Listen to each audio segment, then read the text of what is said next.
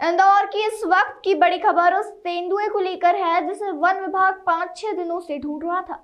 दरअसल 5 दिनों से जारी सर्चिंग अभियान के बाद यह तेंदुआ अचानक से वन विभाग दफ्तर के परिसर में मिला।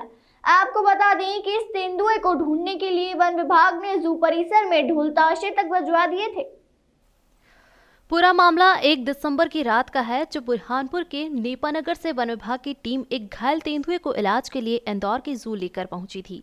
लेकिन रात काफी हो जाने और पर्याप्त कर्मचारी नहीं होने के कारण जू प्रभारी डॉक्टर उत्तम यादव ने इस तेंदुए की कस्टडी लेने से मना करते हुए उसे सुबह लाने की बात कही थी। लेकिन वन विभाग के कहने पर जू प्रभारी ने उन्हें एक रात जू में ही बिताने की अनुमति दे दी थी। लेकिन जब 2 दिसंबर को सुबह जू प्रभारी वन विभाग की टीम के साथ तेंदुए की कस्टडी लेने पहुंचे तो उन्हें पिंजरा तो मिला, लेकिन उस पिंजरे में तेंदुआ नहीं मिला। जिसके बाद वन विभाग और जू प्रभारी के पसीने छूट गए कि आखिर तेंदुआ गया तो गया कहां। तेंदुए के गायब होने की जानकारी लगते ही वन विभाग और जू प्रशासन हरकत में आया और जू परिसर में तेंदुए की तलाश शुरू कर दी गई। वहीं सुरक्षा की दृष्टि से तत्काल खाली करवाकर जू को बंद कर दिया गया, जिससे ढोल ताशों के साथ ही तमाम उपाय इस तेंदुए को पकड़ने के लिए किए गए। लेकिन 5 दिन और 5 रातों की मशक्कत के बाद भी तेंदुआ जू में नहीं मिला। वहीं आज सुबह ही वन विभाग के कर्मचारियों को अपने ही दफ्तर के पास यह तेंदुआ दिखा, जिसके बाद कर्मचारियों ने वरिष्ठ अधिकारियों को सूचना दी और फिर विभाग के अधिकारी जू की टीम को लेकर मौके पर पहुंचे।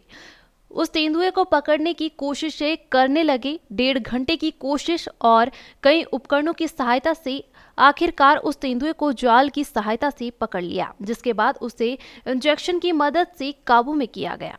देखिए, आज ही हम लोगों के 5 दिन का जो सर्चिंग अभियान चल रहा था जू के अंदर, और इतना इंटेंसिव अभियान चल रहा था, और यही कारण था कि वहाँ पर नहीं मिला वो, क्योंकि हर चप्पे चप्पे को सीसीटीवी कैमरा से सारे मॉनिटर कर रहे थे। आसपास के एरिया में हम लोगों ने कल सर्च कर लिया था। जू से बाहर भी हम लोग कल केस से निकले थे कि कहीं जू के बाहर हो तो नोटिस में आए तो हम लोग वहाँ उसको ट्रैप करें।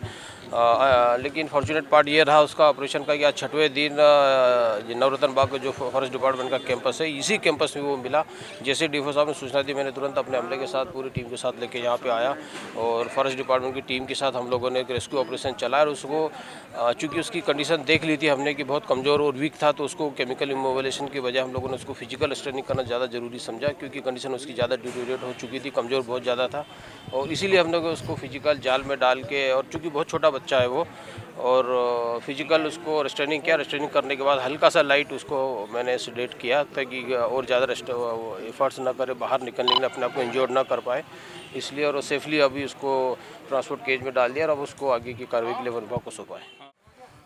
पूरा शहरी क्षेत्र में सभी को सूचना दिए गए थे, जैसे कि चाहे मीडिया के माध्यम से हो, इलेक्ट्रॉनिक मीडिया के माध्यम से हो, सबको पता था कि यहाँ पर तेंदुआ जो है वो शहरी क्षेत्र में विचरण कर रहा है। विगत 2 दिन के रात का जो समय था उसमें भी रेसिडेंसी एरिया में देखने को मिला था, तो इसलिए कल भी हमारी टीम रेसिडेंसी एरिया में सर्च किए थे। और क्योंकि ये धीरे धीरे, क्योंकि 2 तारीख का ऑपरेशन है, 2 तारीख से आज 7 तारीख, लगभग 6 दिन हो गया है, तो ये भी अपने आप को धीरे धीरे कमज़ोर महसूस कर रहा है। तो बाहर क्योंकि खुले में नहीं आ पा रहा था, तो इसलिए उसका हम आइडेंटिफाई नहीं कर पा रहे थे। परंतु कल जो लग रहा है कि कल कुत्तों का जो संकेत था, रात को हम लोग रात को भी गए, देखे, नहीं मिला ऐसा कुछ। लेकिन इस रेसिडेंसी एरिया में धीरे धीरे रात के समय में एक सुरक्षित जगह जैसे कि नवरत्न बाग में एंटर करने के लिए प्रयास किया।